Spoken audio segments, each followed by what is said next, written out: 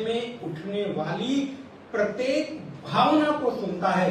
भले आप बोलो या न बोलो, बिना बोले भी आपकी मूक प्रार्थना, मौन प्रार्थना को भी वो सुन लेता है। उस परमात्मा में वो सामर्थ्य है।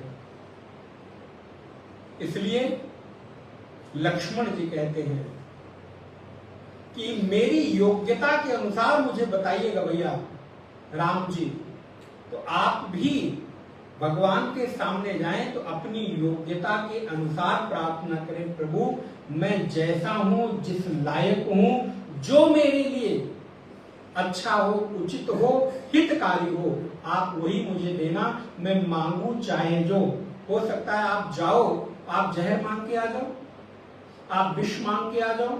जैसे वो छोटा बच्चा, उसको नहीं मालूम हाथ में विष है, इसलिए भगवान आपको वही देते हैं जो आपके लिए अच्छा होता है। जब कभी आपकी मांग पूरी न हो तो भगवान को धन्यवाद देना कि प्रभु बहुत कृपा की, हमने मांगा तो आपने दिया नहीं, क्योंकि ये मेरे लायक नहीं।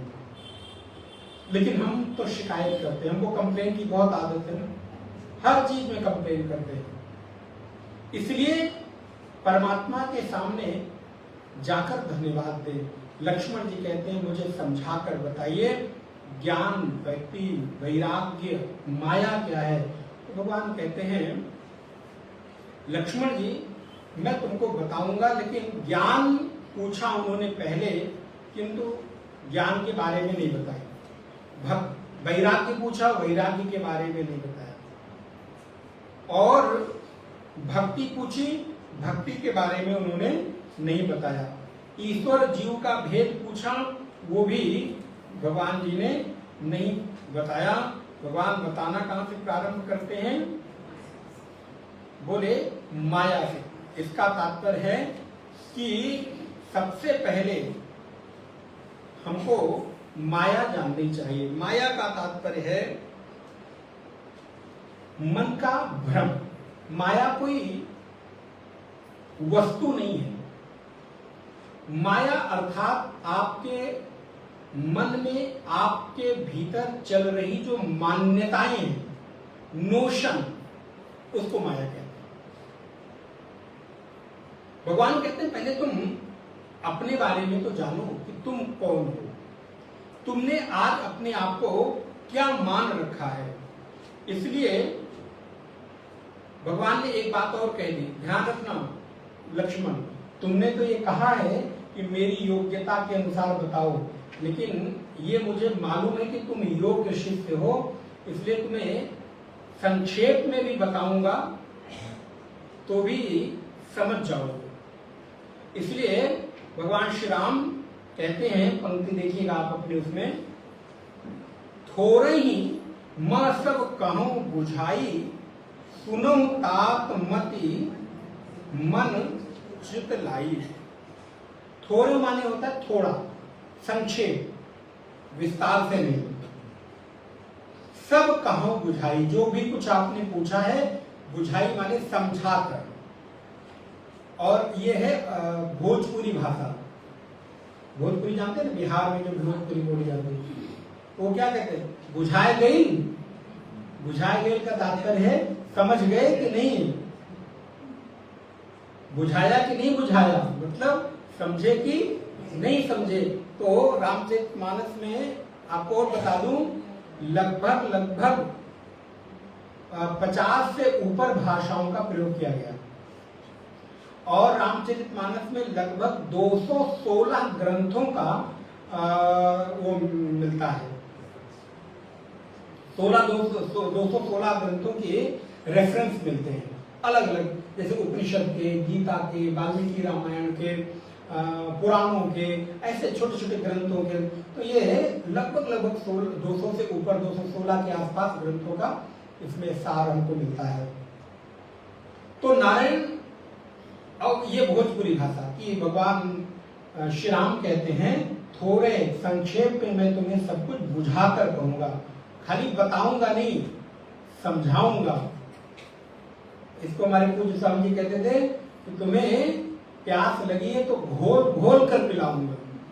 कितनी बार नहीं समझोगे? एक बार, दो बार? जैसे छोटे बच्चे को आप ए फॉर एप्पल कितनी बार समझाते हैं, कितनी बार बताते हैं? और शास्त्र को लगता है क्या महाराज जी एक ही लाइन को बार बार वही। तो गुरु के भी मन में यही भाव रहता है कि शिष्य ए फॉर एप्पल अभी समझा नहीं है, इसको समझाओ, बताओ, जब तक इसके चित्त में उतर न जाए, इसके अंतःकरण में ज्ञान न हो जाए। तो जैसे आप अपने बच्चे को ना, अब आपका बच्चा बहुत प्यारा, आपको लगता है इतना समझा दो कि जिंदगी में कभी ए फॉर एप्पल भूले नहीं, इसके जीवन पर्यंत काम आता रहे। ऐसे ही गुरु भी शिष्य को ये भाव रखकर समझाते हैं कि एक बार अगर ये पढ़ा दिया, बता दिया जाए तो जीवन भर ये ज्ञान इसके लिए उपयोगी बना रहे, भूले नहीं। इसलिए बार बार हर प्रक्रिया से इस तरह से उस तरह से समझाने की कोशिश करते हैं। इसलिए हम उदाहरण आपके आसपास से देते हैं कि जो आपको समझ में आए। तो भगवान श्री राम कहते हैं, थोरे उमा सब कहूं बुझाई, सुनो सुनो। तात, तात माने होता है प्रिय। सुनो तात मति, तीन चीजें यहां पर बताइए, मति, मन और चित्त। तो सुनो तात मति मन चित्त लाई। तीन चीजों को एक साथ एकत्रित कर लो। मन अलग भाग रहा हो, चित्त अलग भाग रहा हो, बुद्धि अलग भाग रही हो, ऐसा ना हो। तीनों चीजें तुम्हारी एक जगह उपस्थित हो। नहीं तो कई बार आप यहां बैठे बैठे भी कान से सुन तो रहे हैं, लेकिन मन से मंदिर में घूम रहे होंगे। अब हम ये नहीं कह रहे कि हाँ, तो आपको मालूम नहीं है कि कहाँ क्या मिलता है, कोई चाट पकौड़ी का तो वो जगह मालूम नहीं होगी, तो मंदिर ही बता दे, मंदिर जाएंगे, कैसे जाएंगे, कितना पैदल चलना पड़ेगा। बैठे यहाँ सुन यहाँ रहे, लेकिन मन यहाँ क्या बोला जा रहा है आपके स्मरण में नहीं आएगा। इसलिए श्रवण के समय मन, बुद्धि और चित्त तीनों एक साथ आपके लिए उपलब्ध हो। सुनो तात मति मन चित्त लाई। मन, बुद्धि और चित्त को एक साथ लाकर तुम इसको सुनो। अब इसके लिए मानो भगवान ने लक्ष्मण जी को अंतःकरण का संकेत कर दिया। अंतःकरण में क्या क्या होता है? मन, बुद्धि, चित्त और तीन में, चार में तीन का नाम लिया, चौथे का नाम नहीं लिया। तात्पर्य क्या है कि भगवान कहते हैं कि हे लक्ष्मण जी, मन, बुद्धि, चित्त और अहंकार, मन, बुद्धि, चित्त और अहंकार जो अंतःकरण का विषय है, उस अंतःकरण की जब तक पवित्रता नहीं होगी, जब तक शुद्धता नहीं होगी, तुम्हारा अंतःकरण जब तक निर्मल नहीं होगा, तब तक ये ज्ञान कितना भी सुन लो तुम्हारे हृदय में उतरने वाला। कैसे? बोले जैसे ममता रत सन ज्ञान कहानी। बोले ममता रत सन ज्ञान कहानी। जैसे कोई व्यक्ति ममता रत हो, आसक्ति में उलझा हुआ हो, बहुत सारी चीजों में अपने मन को उलझाए हुए हो, तो उसके लिए कितनी भी अच्छी अच्छी बात बोलो, उपयोगी बात बोलो, उसके लिए वो एक कहानी के जैसा है। वो समझिए ने दूसरा उदाहरण दिया, बोले ऊसर बीज बय फल जथा। जैसे ऊसर जमीन जानते ना, जहां पे कोई चीज पैदा नहीं होती है, क्या कहते हैं आपके? बंजर। बंजर, ऊसर, इधर की भाषा में ऊसर कहते हैं। ऊसर, बंजर, ऐसी भूमि जहां पर बीज डालो तो भी कुछ चीज पैदा नहीं होती है, वो एकदम खाली जमीन पड़ी रहती है। तो बोले अगर ऊसर बीज, ऊसर बंजर भूमि में ले जाकर कितना भी अच्छे से अच्छी क्वालिटी का हाइब्रिड बीज आप ले जाकर वहां बो दो, तो क्या वहां पेड़ पौधे उगेंगे? फसल मिलेगी? क्यों? क्योंकि भूमि बंजर है। बोले ऐसे ही जिसका अंतःकरण ही बंजर हो, जिसका अंतःकरण ही ऊसर के जैसा हो, जिसका अंतःकरण ही रूखा सूखा हो, गंदा हो, मैला कुचैला हो, उस अंतःकरण में कितनी भी अच्छी से अच्छी बात डाल दो तो वो कभी वहां पर उपजाऊ नहीं होगी। उपजाऊ जमीन में ही बीज बोने से फसल पैदा होने की संभावना रहती है।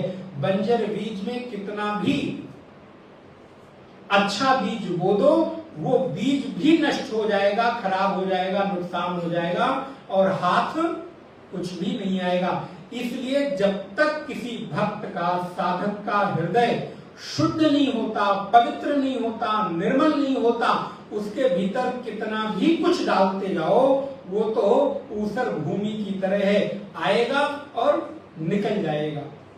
कैसे? इसके लिए दो उदाहरण आपको हम सब देते हैं। पहला, पहाड़ में कितनी भी बारिश हो जाए पहाड़ी लोगों के काम नहीं आती। क्यों? सारा पानी बहकर आपके काम आता है। इसलिए पहाड़ में बहुत जल्दी बहुत ज्यादा बाढ़ नहीं आती। थोड़ा बारिश हुई, पहाड़ गिरा, नुकसान हुआ, बादल फटा, उससे होगा, लेकिन बाढ़ का नुकसान बहुत कम होता है क्योंकि सारा पानी बहकर, अब इस समय देखिए गंगा आदि जितनी नदियां हैं, सरयू जी में आप गए कितना उफान है, तो सारे वर्षा का जल नदी में बह बहकर आ गया है। पहला उदाहरण, कितनी भी वर्षा पहाड़ पे हो जाए वो जल उनके काम नहीं आता। दूसरा, एक बार की बात है, एक संत यात्रा करते करते, पहले तो संत पैदल चलते थे, अब समय नहीं है, सुविधाएं ऐसी हो गई तो अलग अलग तरह के साधन प्रयोग करते हैं हम लोग। नहीं तो पहले संतों का नियम था कि वो परिव्राजक होकर भ्रमण करते रहते थे। एक संत एक बार भ्रमण करते करते गए, जा रहे थे तो देखा कि एक किसान हल जोत रहा था, बड़ा गरीब, जर्जर, बूढ़ा, दुबला पतला। तो संत का हृदय द्रवित हो गया, क्योंकि संतों की एक परिभाषा है, संत हृदय नवनीत समाना। नवनीत माने मक्खन। तो जैसे फ्रिज से बटर निकालकर डाइनिंग टेबल पर रखो और पराठा अभी तक आया प्लेट में, तो उसके पहले वो बटर गलना, क्यों? क्योंकि गर्मी के ताप से वो पिघलने लगता है। तो बोले संतों का हृदय भी ऐसे ही मक्खन की तरह होता है। किसी के दुख को देखकर बहुत जल्दी वो पिघल जाते हैं, उनको किसी का दुख देखा नहीं जाता, बहुत देर तक किसी का वो अहित नहीं कर सकते। तो संत ने देखा कि ये किसान बड़ा बूढ़ा, गरीब, कृष्णकाय, पतला दुबला, तो पेड़ के नीचे बैठ गए। वो संत को देखा, अपने बैल को एक किनारे किया और आकर संत को प्रणाम किया, सारी कथा बताई, ऐसे ऐसे गरीब हूं, खाने के लिए भी नहीं हो पाता, ये है वो है। संत को बड़ी दया आ गई, उन्होंने कहा अच्छा ठीक है। तो अपनी झोली से उन्होंने एक पत्थर निकाला और वो पत्थर दिया, बोले ले जाओ, इसको किसी भी लोहे में स्पर्श करा दोगे तो वो लोहा सोना बन जाएगा। पारस परस कुभात सुहाई। तो किसान आदमी उसको ठीक है दे दिया, पत्थर लिया, ले आके पत्नी को दिया, ऐसा ऐसे बताया। तो पत्नी ने कहा ये पता नहीं बाबा लोग ऐसे ही होते हैं, क्या करेंगे नहीं करेंगे। हमारी शादी में एक पुराना ड्रम मिला था लोहे का, पहले यही सब तो मिलता था, तो वो 20 वर्ष से ऐसे ही पड़ा था उसमें, क्योंकि उसके पास रखने की कोई सामग्री तो थी नहीं, तो खाली पड़ा था। उसमें दुनिया भर के जाले लग गए थे। तो उसने उठाया, परीक्षा लेने की दृष्टि से उस ड्रम के अंदर में डाल दिया। बोले लोहे का अगर इसको बनना होगा तो सोने का, रात भर में सोने का बन जाएगा, सुबह उठेंगे तो आनंद हो जाएगा। लेकिन सुबह जब उठ के देखा तो ड्रम वैसे का वैसा, अरे सब ऐसे ही होते हैं। आई गई हो गई, उनको तो क्या, वो अपने काम में लगे। फिर 2-4 साल, 5 साल बाद, 10 साल बाद महात्मा उधर से टहलते हुए घूमते हुए निकले। उनका एक इस क्षेत्र में मेरा शिष्य रहता है, चलो आप दोपहर का भोजन उसी के घर करेंगे। अब तो बड़ा आदमी हो गया होगा, उसको इतना बड़ा हमने स्वर्ण बनाने की प्रक्रिया बता दी, अब तो बहुत बड़ा आदमी हो गया होगा, पैसे वाला, वो पहचानेगा भी कि नहीं, लेकिन फिर भी चलो आए। तो महाराज देखा वो वैसे का वैसा टूटी हुई झोपड़ी, जर्जर घर, कृशकाय शरीर, घर में खाने का कुछ नहीं। महात्मा बोले तुम ही हमको ऐसे मिले थे, सारी घटना बताई। बोले हाँ हाँ हम ही मिले थे।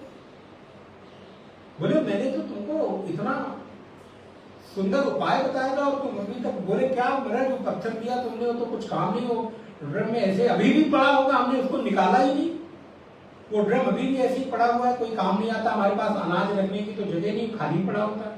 बोले अच्छा चलो जरा देखते हैं ऐसा कैसे हो सकता है। गए, जब उस पात्र को खोला देखा तो उस पात्र में इतने वर्षों से पड़े पड़े इतना जाले लग गए थे, इतना गंदा हो गया था वो अंदर से, वो पत्थर उसमें डाला तो, लेकिन वो पत्थर उन्हीं जालों में उलझ कर रह गया, वो उस लोहे से स्पर्श हुआ ही नहीं।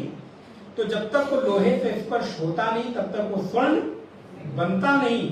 महात्मा ने कहा मैंने तुमको दिया तो स्वर्ण बनाने का उपाय, स्वर्ण बनाने की प्रक्रिया, लेकिन तुम्हारे इस पात्र में इतनी गंदगी, इतना अंतःकरण अशुद्ध था तुम्हारा, ये पात्र का भीतर का, कि ये सोना बनाने वाला जो पत्थर था ये इसी में उलझ कर रह गया, इसने अपना प्रभाव नहीं दिखाया। बोले महाराज हमको भी जरा उस महात्मा से मिला दीजिए, हमको भी पत्थर मिल जाए सोना बनाने का। बोले महाराज आप रोज सुबह शाम बैठकर आपको यही आपके हृदय रूपी पत्थर को सोना बनाने की प्रक्रिया ही बताई जा रही है, लेकिन आपका अंतःकरण रूपी पात्र काम, क्रोध, लोभ, मोह, मद, मात्सर्य, ईर्ष्या, राग, द्वेष, अविद्या, अभिनिवेश, माया के उस प्रभाव से इतना भरा हुआ है कि ये राम नाम रूपी जो अमृत का पत्थर आपके भीतर भेजा जा रहा है, रस डाला जा रहा है, वो जा तो रहा है लेकिन वो उस पात्र के साथ स्पर्श नहीं हो रहा है। तो परिणाम क्या है कि वो आपको प्रभाव नहीं पड़ रहा। इसलिए आपके अंतःकरण में इस राम नाम के प्रभाव से, इस कथा सत्संग दर्शन के प्रभाव से आपको अमृत बनने का अवसर तो है, लेकिन काम, क्रोध, लोभ, अविद्या, अभिनिवेश के इस झंझावात में हम उस रस का आनंद नहीं ले पाते, और परिणाम होता है कि मैं चाह कर भी अपने जीवन को वैसा का वैसा ही प्राप्त पाता हूं जैसा कि हमने जन्म लेने के समय किया था। अर्थात आपका भी हृदय कैसा है, बोले ऊसर बीज बय फल जथा। इस कठोर अंतःकरण में इतना सुंदर राम नाम का रस डाला जा रहा है, बीज डाला जा रहा है, लेकिन वो बीज वहां पर बोना व्यर्थ जा रहा है, क्योंकि अंतःकरण इतना शुष्क है, इतना कठोर है, इतना असंवेदनशील है, इतना अपवित्र अशुद्ध है, इसलिए वहां पर प्रभाव नहीं पड़ रहा।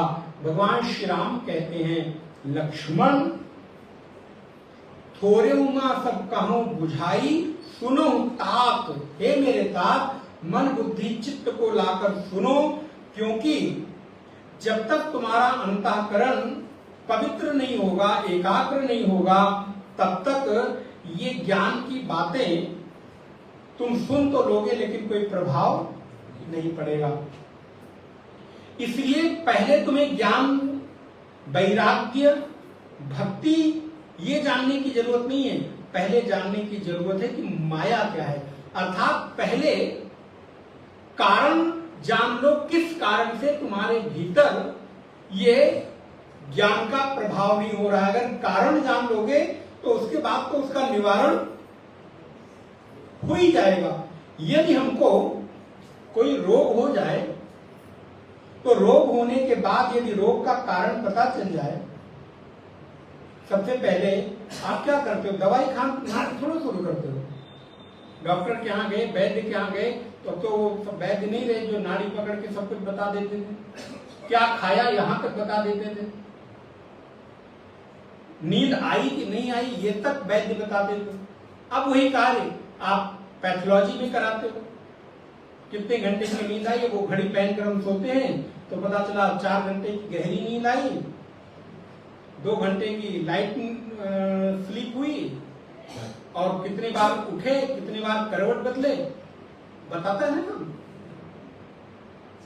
4 घंटे भी सो जाओ तो बड़ी बात है। मेरा जब विषय पर नहीं आऊंगा, वेदांत का विषय, कभी अवसर मिला तो आपको सुषुप्ति के बारे में, वेदांत का विषय है निद्रा और सुषुप्ति, उस पर चर्चा हम करेंगे।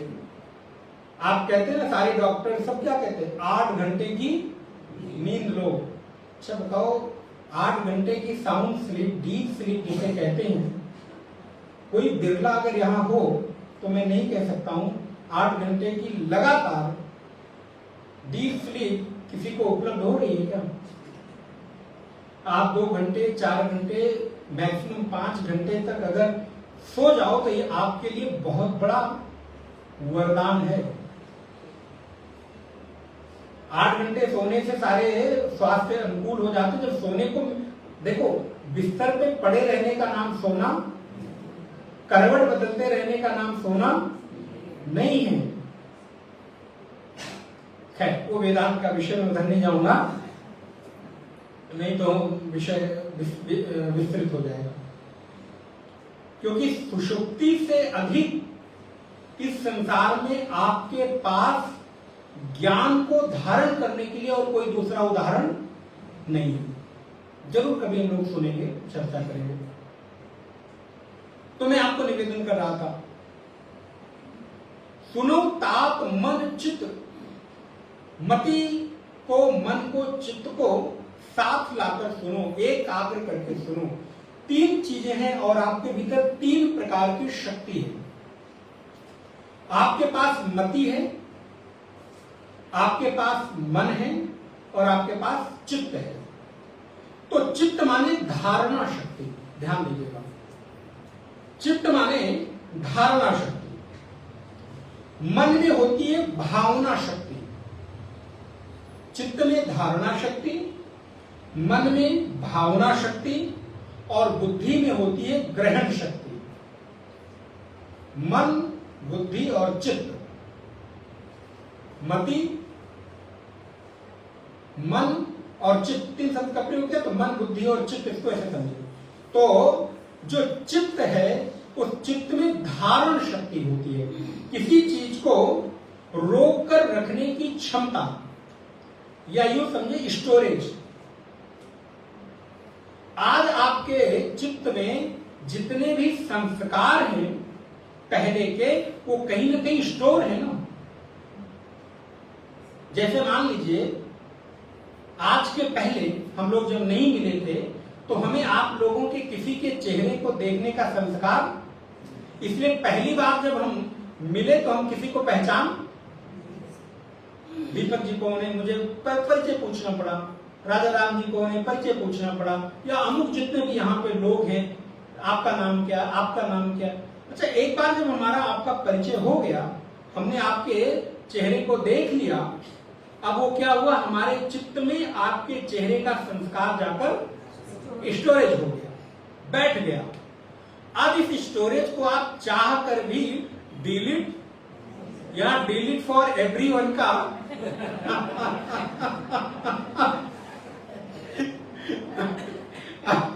अब अच्छा, मजे की बात है, अब तो एक और ऑप्शन आ गया, एडिट का भी आ गया ना। अब आप लोग ज्यादा जानते होंगे। तो बोले महाराज, यहां पर एडिट का भी ऑप्शन न डिलीट फॉर एवरीवन का है, न डिलीट फॉर मी का है। क्यों? क्योंकि अब ये संस्कार आपके चेहरे का, आपके स्वभाव का, आपके नाम का मेरे चित्त में जाकर स्टोर हो गया। अब जब जब आप हमको मिलेंगे, तब तक मुझे आपको देखकर पहचानने के लिए आपसे परिचय की जरूरत।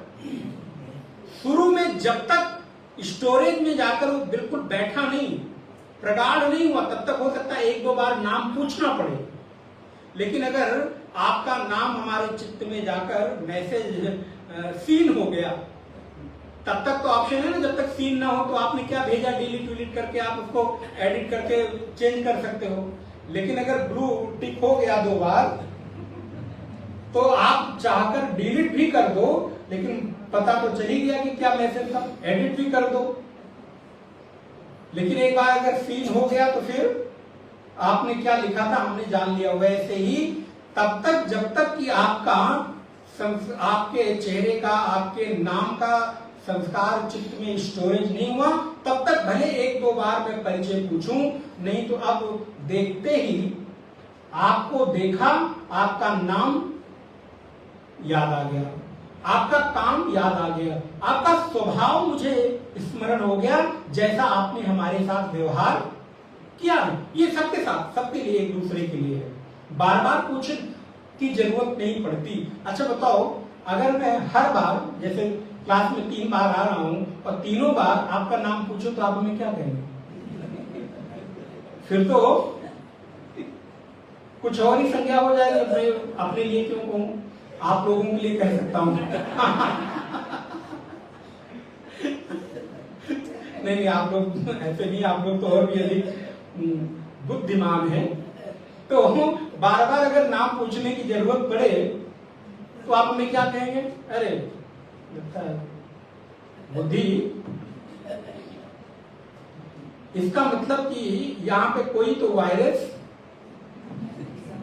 ये कब होता है? बार बार आपका मोबाइल या लैपटॉप हैंग कब करता है?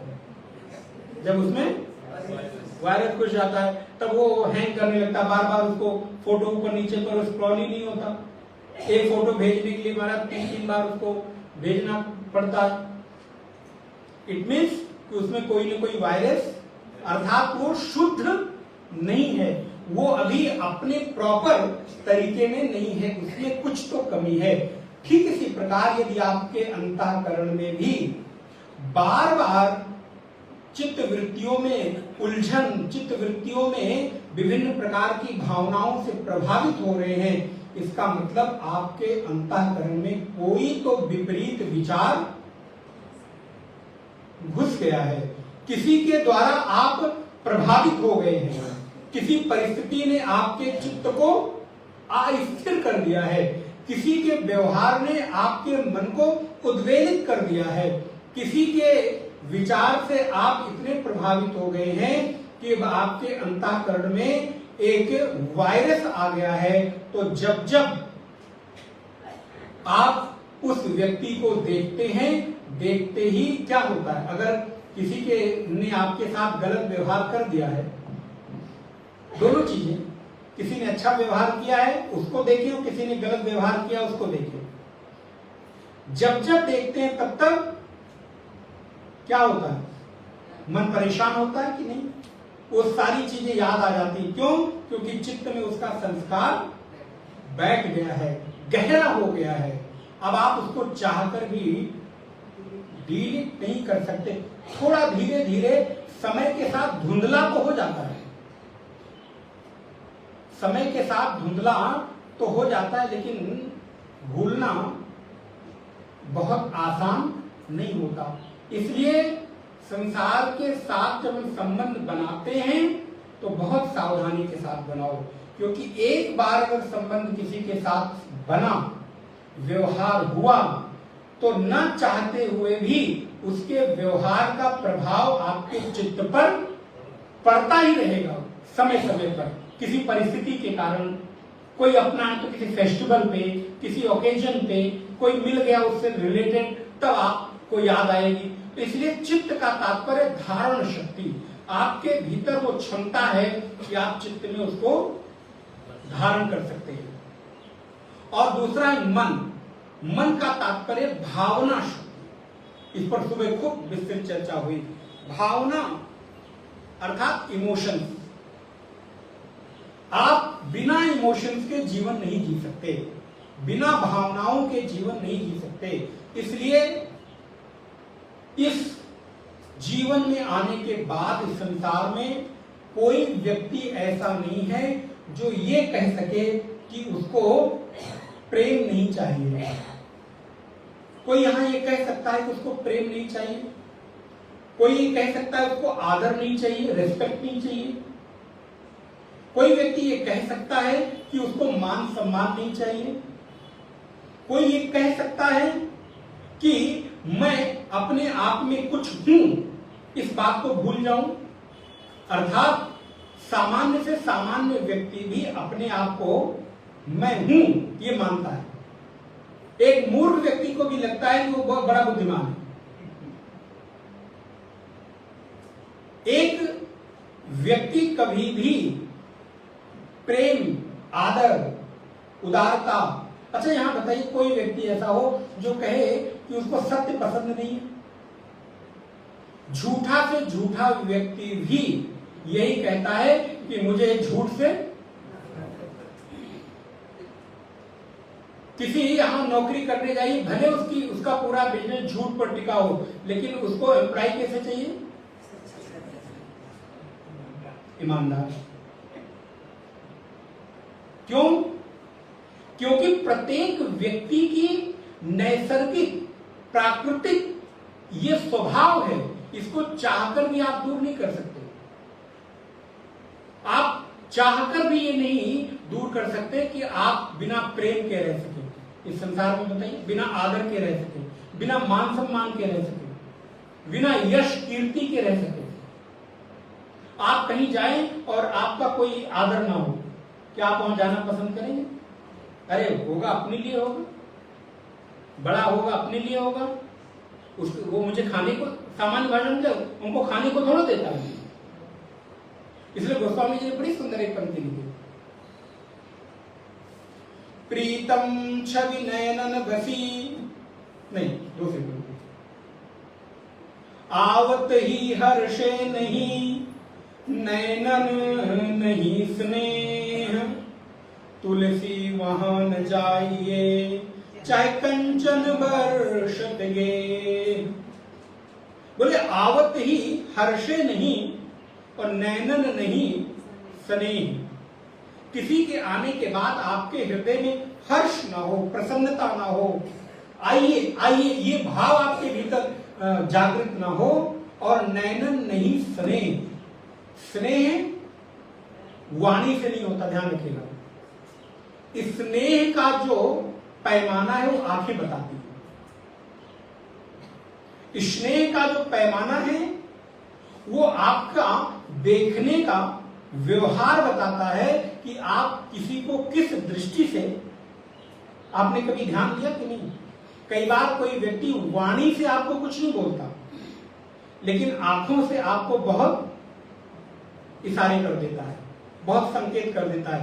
क्रोध भी, प्रेम भी, घृणा भी, सब कुछ वो संकेत मात्र से आपको ये बता देता है कि वो आपसे प्रेम कर रहा है कि घृणा कर रहा है कि राग कर रहा है, द्वेष कर रहा है, क्रोध में है।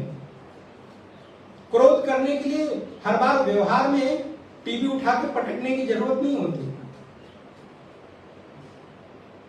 इसलिए अयोध्या में कोप भवन बना, माता कैकेयी जाकर कोप भवन में गई। बोले महाराज अब आजकल वास्तु दोष हो गए घरों में। बोले क्यों? बोले घरों में कोप भवन नहीं बनता। किसी ने कहा सारा घर ही कोप भवन है तो अलग से कोप भवन बनाने की जरूरत क्या है?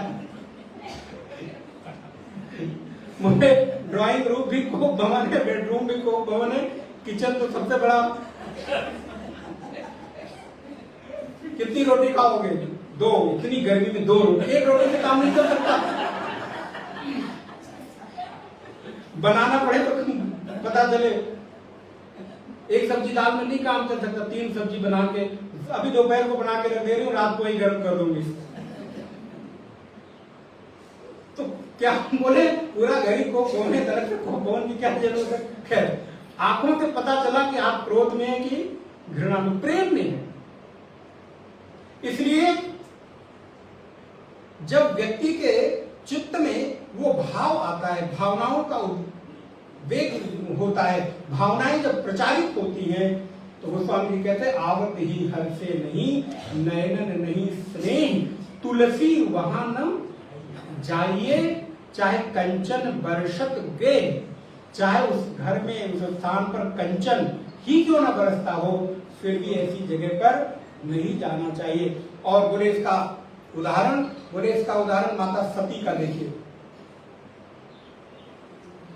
बिना बुलाए, बिना निमंत्रण के पिता के घर में पहुंची और द्वेष के कारण बहनों ने आदर नहीं किया, माता ने देखा लेकिन बात नहीं की, उनको अपमान महसूस हुआ और परिणाम हुआ जहां मेरे पति का अपमान होता हो, ऐसी जगह तो मैं अब दोबारा लौट कर नहीं जा सकती, अपने पति के सामने किस मुख से जाऊंगी। और परिणाम हुआ कि उन्होंने यज्ञ में उठकर अपने जीवन की आहुति दे दी।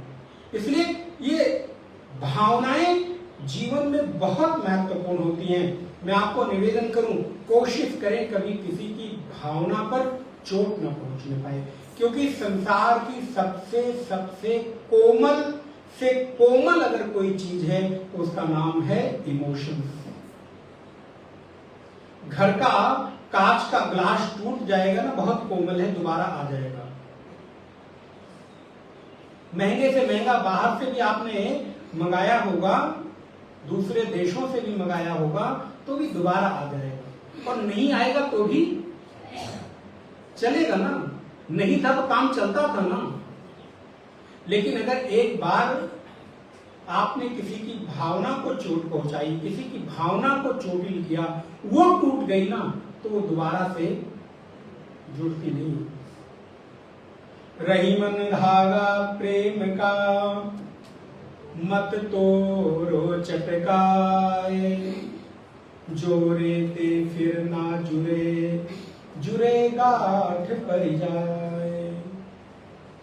ये जो प्रेम का धागा है, भावनाओं का धागा है, भावनाओं की जो डोर है ना, बड़ी पतली है, अदृश्य है, दिखाई नहीं देती, लेकिन दो अंतःकरण को, दो अलग अलग विचार के लोगों को, दो अलग अलग देशों के लोगों को, दो अलग अलग संस्कृतियों के लोगों को, दो अलग अलग परिवारों को, दो अलग अलग जगहों पर रहने वाले लोगों को वो अदृश्य दिखने वाली पतली सी भावना की, प्रेम की डोर उनको इतना पास ले आती है, इतना बांध देती है कि वो जीवन में फिर कभी एक दूसरे से अलग नहीं होना चाहते। किस बल पर?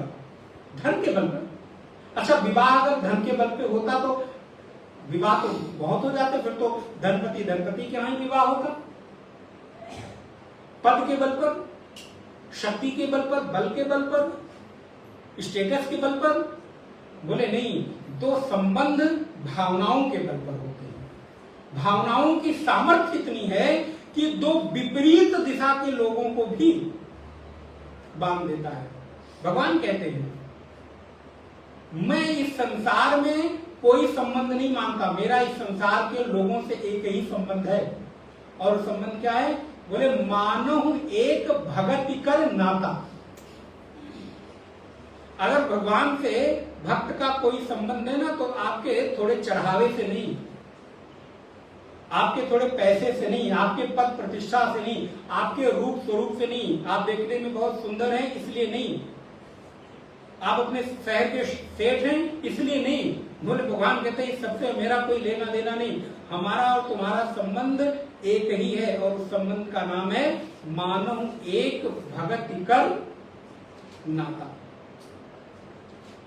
भक्ति के अलावा और कोई संबंध हो ही नहीं सकता। और ये भक्ति का ऐसा संबंध है कि दो लोग पहले अनजान होते हैं, लेकिन जब एक जैसी मना स्थिति के लोग मिलते हैं तो उनको लगता है कि अरे हम लोग तो कितने समय से एक दूसरे को जानते हैं। आपकी भाषा अलग, आपका व्यवहार अलग, आपकी संस्कृति अलग, लेकिन एक दिन में, दो दिन में कौन सा ऐसा संबंध है जिसने हमें और आपको इतनी दूर से एक साथ जोड़ दिया? ना हम एक दूसरे को जानते हैं, ना एक दूसरे के साथ हमारा संस्कृति का व्यवहार, संस्कारों का व्यवहार, एक ही तो एक संबंध दिखाई देता है। उस संबंध का नाम है भक्ति, उस संबंध का नाम है प्रेम, उसका नाम है भगवत कृपा। जहां एक अनजान व्यक्ति भी मुझे अपना सा अनुभव होने लगता है, भगवान कहते हैं इसलिए भक्ति की डोर में मैं बंधा चला आता हूं। अतः भक्ति की अदृश्य डोर के द्वारा भक्त भगवान को बांध लेता है। सूरदास को देखिए, मीरा को देखिए, तुलसी को देखिए, कबीर को देखिए, कितने सारे हमारे भक्त हुए। तो नारायण भगवान श्री राम कहते हैं मति, लक्ष्मण मति, गति तुम्हारी एक होनी चाहिए। अर्थात जो सुनो, यहां 3 चीजें कहने का तात्पर्य क्या है? जो सुनो उसको पहले धारण करो, जो सुनो उसको भावनाओं के द्वारा अपना मानो। ये मत समझो कि ये कथा है, सुन लिया, सत्संग है, सुन लिया, ठीक है, हो गया। नहीं, बोले इसको अपना मानकर इसके साथ संबंध की अनुभूति करो। जो चीज सुन रहे हो, ज्ञान, भक्ति, वैराग्य, उसको अपना मानो कि ये मेरा है। और तीसरी चीज है आपके भीतर बुद्धि, और उस बुद्धि का नाम है ग्रहण शक्ति। तो पहली हो गई धारण शक्ति, दूसरी हो गई भावना शक्ति, और तीसरी हो गई ग्रहण शक्ति। पहले बुद्धि में, चित्त में धारण कर लिया, मन के द्वारा उसको अपना मान लिया, और केवल अपना मानने से काम नहीं चलेगा। भगवान हमारे हैं, भगवान हमारे हैं, मेरे अंतःकरण में बैठे हैं, केवल इतने भर से काम नहीं चलेगा। फिर भगवान ने जो कहा है उसको धारण भी करना पड़ेगा, अर्थात उतारना भी पड़ेगा। केवल मानने भर से नहीं होगा। केवल मानने भर से काम चल जाता, फिर तो हम मान लेते कि हम ब्रह्म हैं। लेकिन उस माने हुए ब्रह्म तत्व के लिए आपको धारणा, ध्यान, समाधि, श्रवण, मनन, निधिध्यासन, ये करके आपको उसको भीतर उतारना पड़ता है। इसलिए इन तीनों चीजों को लक्ष्मण जी मैं जो तुमको बताने जा रहा हूं, सबसे पहले उसको धारण करना, धारण के बाद उसको अपना मानना, अर्थात शास्त्र को अपना मानना, गुरु को अपना मानना, भगवान को अपना मानना। हमारे जीवन में जितनी आसक्ति, जितना प्रेम, जितना अटैचमेंट हमें अपने घर परिवार से है, क्या उतना ही प्रेम मुझे मेरे भगवान से है? घर से बालक, बेटा, बेटी, बहू, पत्नी, पति कहीं जब दूर जाने लगते हैं, दूर देश, दूर प्रदेश, आंखों से अश्रुपात होता है। अच्छा बेटा, बहुत दिन हो गया, तुम घर आ जाओ, बहुत दिन हो गया तुमको देखा नहीं, रोना आता है। क्या कभी भगवान को भी अपना मानते हो तो एकांत में बैठकर रोए कि प्रभु बहुत दिन हो गया आपको मिले हुए, आपको देखे हुए, एक बार आप भी आ जाओ? हम मानते हैं ना, लेकिन क्या उनके लिए कभी हृदय में वो भाव, वो भावनाओं का प्रवाह उमड़ता है? क्या कभी उनके लिए आंखों से अश्रुपात होता है? आप तो उनको अपना सार सर्वस्व समझते हैं ना। इसलिए गोस्वामी जी कहते हैं भक्ति का एक लक्षण ये भी है, गदगद गिरा नयन बह नीरा। गदगद गिरा नयन बह नीरा, मम गुण गावत पुलक शरीरा। मेरा स्मरण करते हुए, मेरा गुणगान करते हुए, मुझे याद करते हुए शरीर रोमांचित हो जाए, इंद्रियां रोमांचित हो जाएं, रोम छिद्र रोमांचित हो जाएं, आंखों से अश्रुपात होने लगे, वाणी गदगद हो जाए, और कहने के लिए शब्द ना बचे, अर्थात चित्त इतना द्रवीभूत हो जाए, मन ना इसको कहते पिघल जाए, हृदय पिघल जाए पर भगवान की याद में, तो यह है धारण करना। इसलिए मन, चित्त और बुद्धि, आपके भीतर ये तीनों चीजें हों। और आप देखिए संसार के व्यवहार में आप ये तीनों चीजों को अप्लाई करते हैं।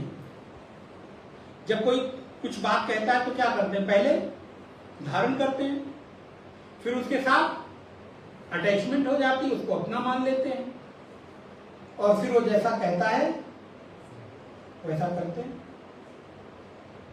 उंगली पे नचाता है और हम नाचते हैं, और उस नाचते हुए भी हमें आनंद आता है, मजा आता है, सुख की प्राप्ति होती है।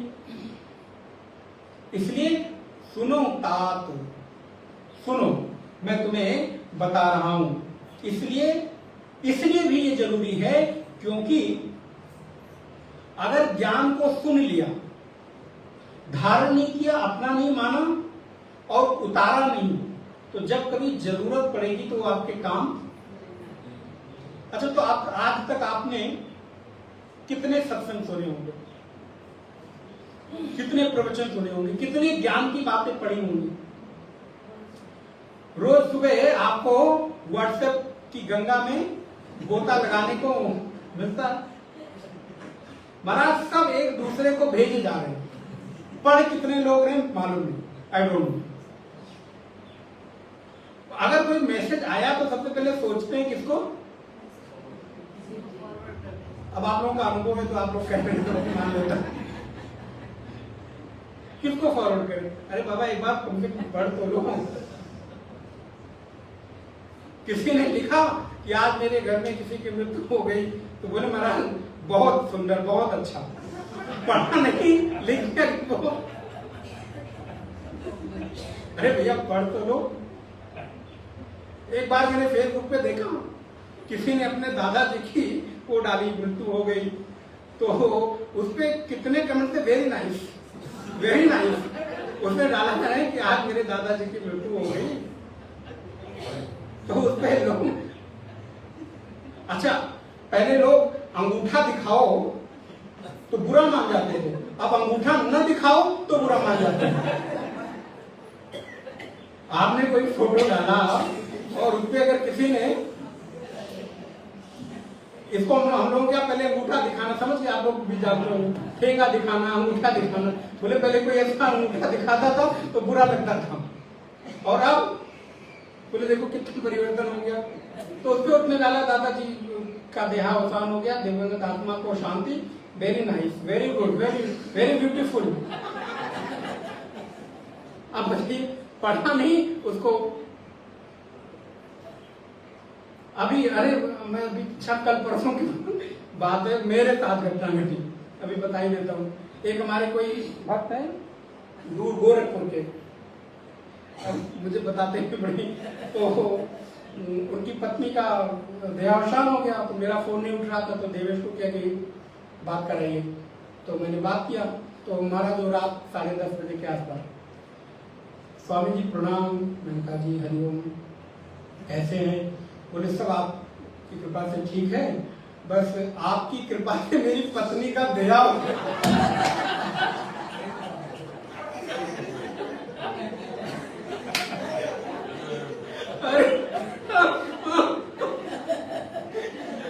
परसों की रात की घटना बता रहा हूं।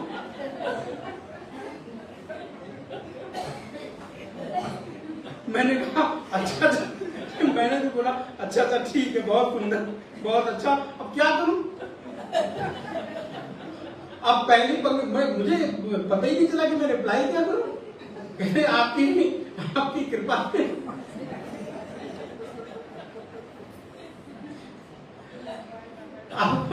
खैर वो उन्होंने भाव में आके, श्रद्धा में आके बोला कि, लेकिन कहने का तात्पर्य क्या है कि धारण करने की सामर्थ्य, रोज हम ज्ञान की गंगा में गोता लगा रहे हैं, लेकिन हमने धारण कितना किया। धारण याद आपको आज उतना ही सत्संग होगा, प्रवचन जिसको आपने मन से सुनकर और ये जान लिया होगा या मान लिया होगा कि हाँ ये उपयोगी है, ये मेरे लिए उचित है, आज तक आपको भूला नहीं होगा। छोटे बच्चे को आप देखिए, बचपन में ए से लेकर जेड पढ़ाया जाता है, जिंदगी पर्यंत मृत्यु तक वो कभी नहीं भूलता। तो भगवान श्री राम कहते हैं लक्ष्मण मन बुद्धि चित्त को लाकर सुनो, इसलिए सुनो क्योंकि जरूरत पड़ने पर वो तुम्हारे काम आ सके। जब कोई विषम आपने जैसे भी सत्संग इतना सुन रहे, कोई विपरीत परिस्थिति आए, कोई प्रतिकूल आए, कोई आपके साथ चीटिंग कर दे, कोई आपके साथ धोखा कर दे, कोई आपके भरोसे को तोड़ दे, तो आपको ये बात याद रहेगी। तब उस परिस्थिति में आप इसको याद करके संभल पाओगे, अपने आप को रोक पाओगे, अपनी भावनाओं पर नियंत्रण कर। बड़ा सुंदर एक श्लोक लिखा, पुस्तकस्तुया विद्या पर हस्तगतम धनम कार्य काले समुत्पन्ने न स विद्या न च तद धनम। बोले पुस्तक में तो न जाने हस्तगतम धनम कार्य काले समुत्पन्ने, जब कार्य पड़ेगा, आवश्यकता पड़ेगी तो ना वो विद्या काम आएगी और ना वो धन काम आएगा। विद्या वही काम आएगी जो आपकी बुद्धि में है। पुस्तक में तो कितने सारे ज्ञान हैं, कितने सारे विचार हैं, लेकिन अब हम लोग कितना बोलते हैं, क्या बोल पाते हैं? जितना यहाँ पर पुस्तक का तो ज्ञान हम आपको नहीं बता सकते ना, वो पढ़कर ही आप जान सकते हैं। इसीलिए धन भी दूसरे का आपके काम नहीं आएगा। इसलिए भगवान कहते हैं, हे लक्ष्मण तुम मन बुद्धि चित्त को ले आकर इसको सुनो, मैं तुम्हें संक्षेप में बताता हूं। और क्या बता रहा हूं? तो कहते मैं अरु मोर तोरते माया।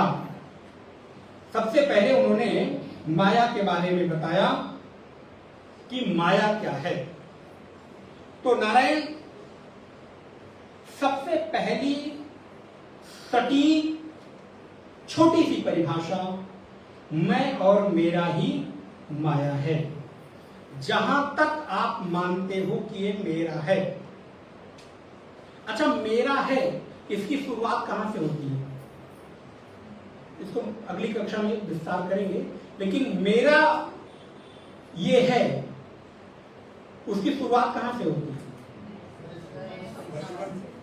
मैं से, यहां से। पहले आप मैं मानते हो फिर मेरा मानते हो, इसलिए पहले मेरा है बाद में मैं है, ऐसा नहीं है। पहले मैं हूं फिर मेरा। मेरा एक घर बॉम्बे में है, मेरा नहीं आपका नहीं। वैसे आप सारे लोगों के घर हमारे ही हैं कि नहीं? भिक्षा मिलेगी कि नहीं आने को? नहीं जरूर। तो एक घर अमेरिका में है, एक बॉम्बे में है, एक यूरोप में है, एक बेंगलोर में है। महाराज अब एक मेरा घर पहाड़ पे भी बनाने का करता है। अयोध्या आए हैं, एक छोटा सा फ्लैट यहां भी मिल जाए। कैसे शुरुआत हो रही है मेरे की? तो मेरा का जो विस्तार है वो मैं के केंद्र से होता है। तो मैं रूपी खूंटे पर एक वृत्ति बंधती है और फिर वहां से रस्सी लंबी होती चली जाती है, पूरे विश्व तक फैल जाती है। और विश्व तक ही नहीं, ब्रह्मांड तक, यूनिवर्स तक, ब्रह्मलोक तक। मैं और मोर तोरते माया जही बस कीने जीव निकाया। भगवान श्री राम कहते हैं लक्ष्मण माया कहते हैं, और उस माया के अंदर में निकाया माने होता समूह, पूरे जीव समूह को इस माया ने अपने घेरे में बांध रखा है। जहां तक आप कल्पना कर सकते हो, जहां तक आप सोच सकते हो, वहां तक माया है। यहां से लेकर जिस देश की कल्पना कर सकते हो, गोलोक की, ब्रह्मांड की, साकेत की, स्वर्ग की, नर्क की, जहां तक आपके मन की कल्पनाएं जा रही हैं, वहां तक आपका विस्तार माया का ही विस्तार है। इसलिए संसार में जितना भी कुछ विस्तार कर लो, बढ़ा लो, वो सब माया का ही फैलावा है। और माया कैसी है? बोले माया बड़ी ठगनी हम जानी। ये महारानी, माया महारानी इतनी ठगनी है ना, आपको ललचा ललचा कर ठगती है। व्यक्ति को लगता है अरे इतना ही तो, ये कर लूं बस काम हो जाएगा, इतना कर लूं बस, और वो धीरे धीरे धीरे धीरे अपना विस्तार करती हैं और आपको उसमें फंसाती हैं। तो माया का विस्तार लंबा है, तो इसको अगली कक्षा में हम लोग देखते हैं। मैं और मोर तोड़ते माया। तो 5 प्रश्नों में पहला तो नहीं है, लेकिन पहले प्रश्न का उत्तर माया का हम लोग इस पर विचार करेंगे। 2 बार भगवान का नाम स्मरण, एक बार पाठ कर लें, आप लोगों को भी अच्छा लगेगा। भगवान श्री राम जहां से बोलना शुरू करते हैं वहां से पढ़ेंगे। थोरे मां सब कहूं बुझाई, सुनहु तात मति मन चित लाई। मैं अरु मोर तोड़ते माया, जेहि बस कीन्हे जीव निकाया। गो गोचर जहाँ लगी मन जाई, सो सब माया जान्यू भाई। तेहि कर भेद सुनहु तुम सोऊ, विद्या अपर अविद्या दो। एक दुष्ट अतिशय दुख रूपा, जाबस जीव पराभव कूपा। एक रचई जग गुण बस जाके, प्रभु प्रेरित नहीं निज बल ताके। ज्ञान मान जहाँ एकहु नाही, देख ब्रह्म समान सब माही। कई तात सो परम विरागी, तृण सम सिद्धि 3 गुण त्यागी। माया ईस न आप कहूँ, जान कहिए सो जीव। बंध मोक्ष प्रद सर्व पर, माया प्रेरक सील। सियावर रामचंद्र की जय, पवन सुत हनुमान की जय।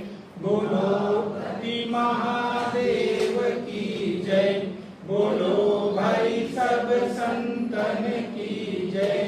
श्री सद्गुरुनाथ महाराज की जय। जय सिया राम, जय जय सिया राम, जय सिया राम, जय जय सिया राम। जय सिया राम, जय जय सिया राम, जय सिया राम, जय जय सिया राम। श्री राम जय राम, जय जय राम। श्री राम जय राम, जय जय राम। श्री राम जय राम, जय जय राम। श्री राम जय राम, जय जय राम। जय विधि होई नाथ हित मोरा, जय विधि होई नाथ हित मोरा। जय विधि होई नाथ हित मोरा, जय विधि होई नाथ हित मोरा। करऊं सो बेगी दास मैं तोरा, करऊं सो बेगी दास मैं तोरा। करऊं सो बेगी दास मैं तोरा, करऊं सो बेगी दास मैं तोरा।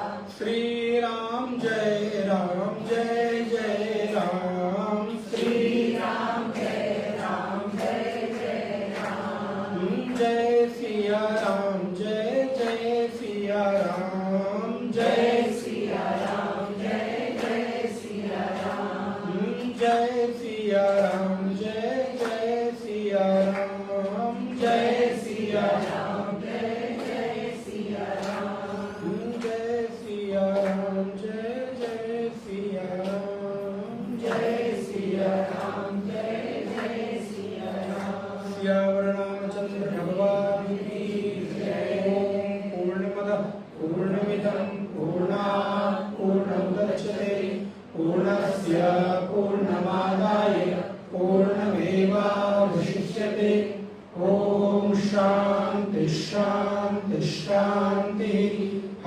ओम श्री गुरुभ्यो नमः।